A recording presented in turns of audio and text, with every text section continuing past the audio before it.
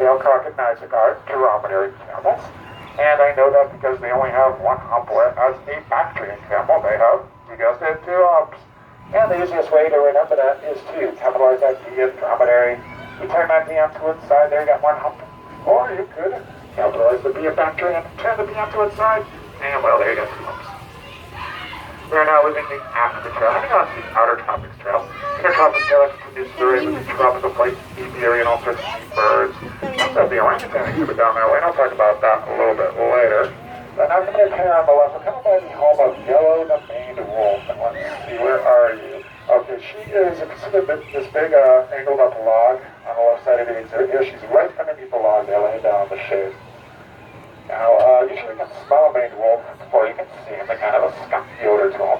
And well, they look like a giant red fox-marked skills. And well, they're not a fox, and they're not a wolf, they're not a skunk, they're in their own family of canines. They also have this kind of a really strange call they do. It's called a war bark. Starts off like a lion horn, and it ends up like a dog barking. No, when it's time to do it. Over to the right, when I'm going behind Monkey Village, I look like a move up in the trees, and I'm going along the ropes here.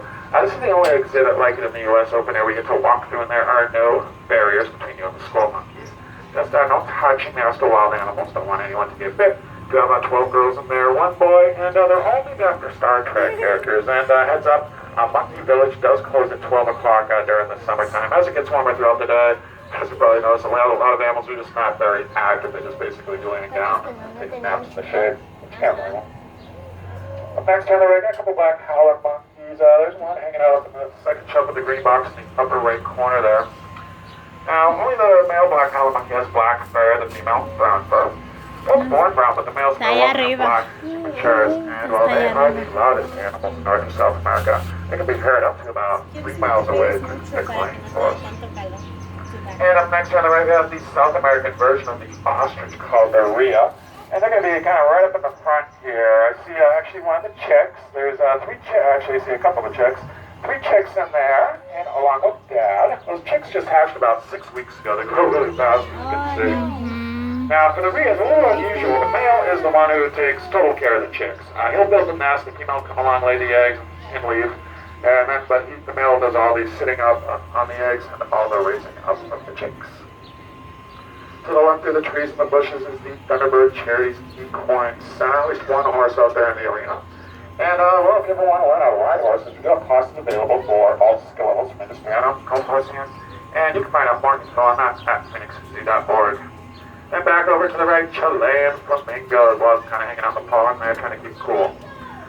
See the gray ones in there. Those are chicks. We have 8 chicks there that hatched this past fall.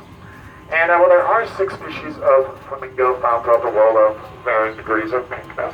But all flamingos, they do get their pink feathers from the meat and keratins found in their diet. Little tiny crustaceans like little brine shrimp and blue-green algae, stuff like that. And it can take those chicks up to about 2 years or so to accumulate enough of those beta carotenes in their bodies before their feathers start to turn pink. Now heading into the forest of Buco, it's a little mini rainforest with all sorts of neat tropical animals.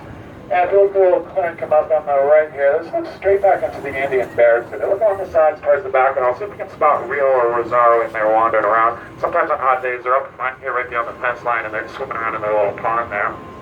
Now, this is a pretty big exhibit. It goes quite a bit back to the left to the right, all sorts of nooks and crannies, and you can go all the way around it. And there are 8 species of bear found throughout the world. The Andean bears, they're the only ones from South America. And well, they live in the tropics, so they do have food readily available.